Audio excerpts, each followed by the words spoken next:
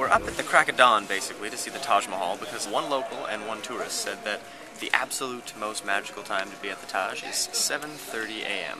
So here we are with about an hour, and let's see what happens.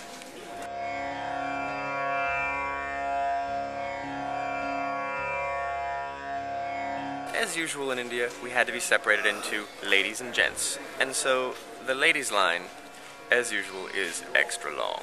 And I'm going to stand here and wait for Nat to get patted down.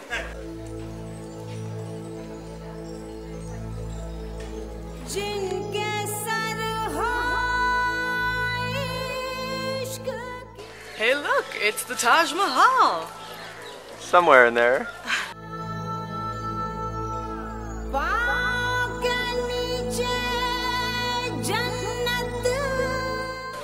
India is not exactly famous for being a clean country, but in this case, AGRA looks after the Taj Mahal. It's interesting that there's such an attempt to preserve the Taj Mahal that you don't even walk on the stairs on the way up. Welcome to one of the 7 wonders of the world, the Taj Mahal. As if something this beautiful requires it, the mists this morning seem to make it even more magical, even if that means it makes it pretty hard to photograph.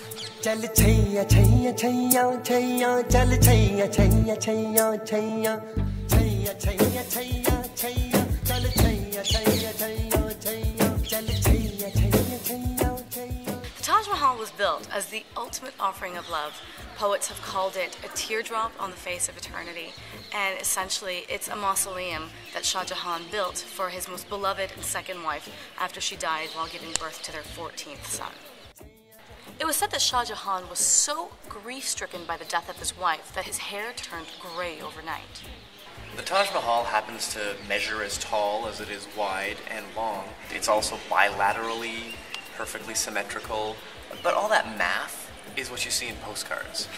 What is really cool is the details you see close up.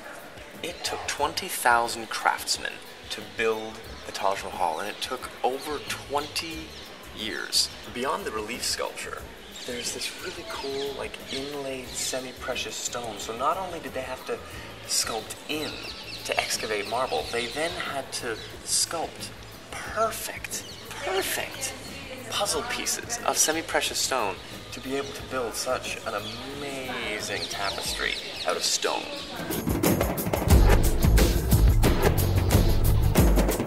Wow, this zigzag pattern is exactly the same as the one that Shah Jahan built in Agra Fort in his private mosque for his harem. I guess when he likes a pattern, he likes a pattern.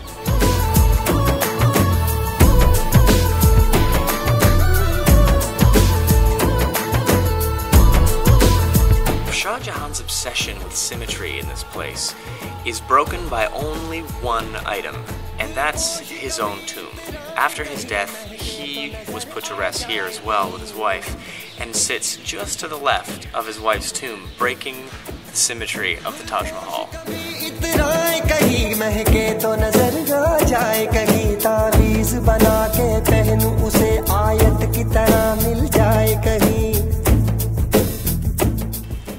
Getting henna done! She was very fast, and apparently just have to wait about an hour for it to dry, and then we're done. But look at how intricate it is.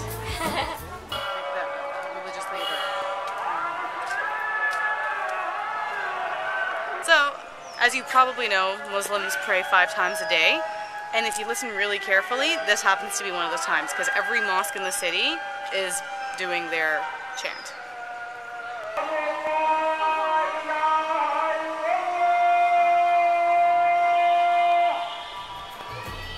I can't recommend this hotel enough. For 300 rupees a night, the people at Hotel Siddhartha are awesome. We checked out of our room 7 hours ago, and we've been going in and out, and they've been letting us use the bathroom and offered us to shower in there still. It's like we've had the place for 3 nights. It's amazing.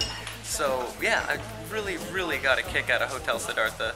Again, the price, you just can't beat it. As you can see, our hotel also happened to have one of the best views in Agra, which we are leaving tonight. We're taking a train over to Jaipur. Hopefully it's running on time because our friends from New Zealand had a 5-hour delay, which is kind of brutal. That's our bag, and I guess, as of right now, that's our gecko. He's like a mini iguana. I don't really want to poke him, but okay, ready? Oh, sick! Ah! Poke him in the body, hon.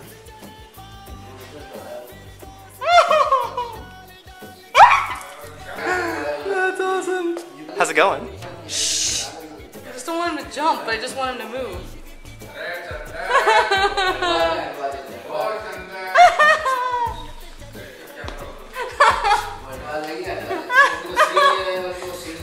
He just loves taking pictures. We're at AGRA train station. Turns out our train is like 3 hours late. So it sucks a little bit, but as a result of the tickets that our travel agent in Varanasi booked, we seem to have a waiting room, which is a heck of a lot better than standing around like we did in Bodh Gaya. And it's actually a pretty decent train station, especially compared to Bodh Gaya. It gets a lot worse than this.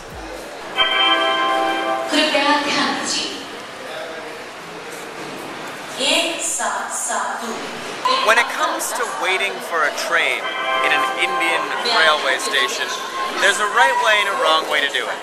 The right way involves bringing a picnic, finding a spot to set up, and really just relaxing, because your train is going to be late. How late? Well, ours is now 3.5 hours late.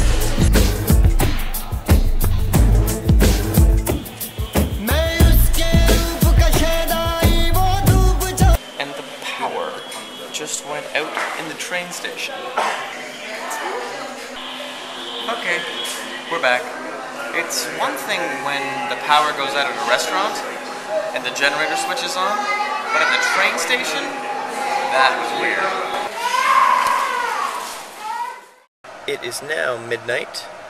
We just got on the train. You may remember this train was supposed to arrive at our destination at midnight.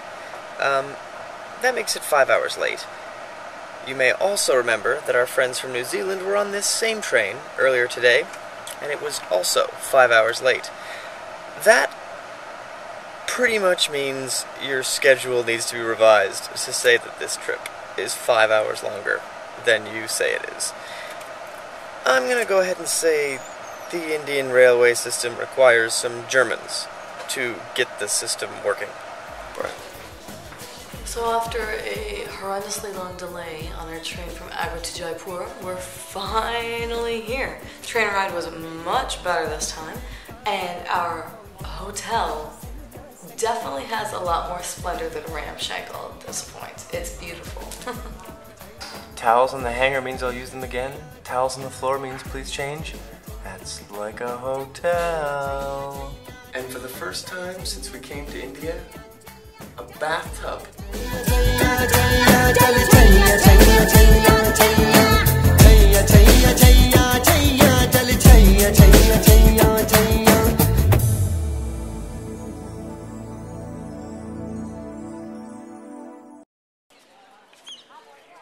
It is easier to beg forgiveness than to ask permission.